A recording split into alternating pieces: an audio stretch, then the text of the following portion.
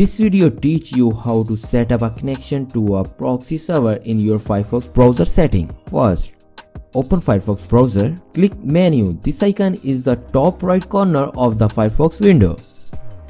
Then click settings. Then click General. It's a tab on the left side of a Firefox window.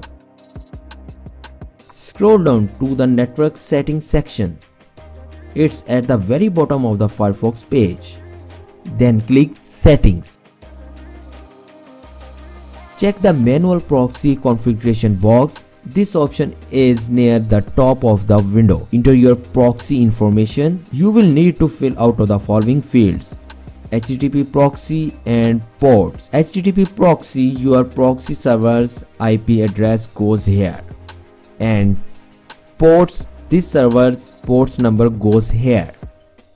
Check the also use the proxy for HTTPS box. Then click OK. It's the bottom of the window. Doing so will save your settings. Please subscribe our channel and press bell icon for more updates. Thanks for watching.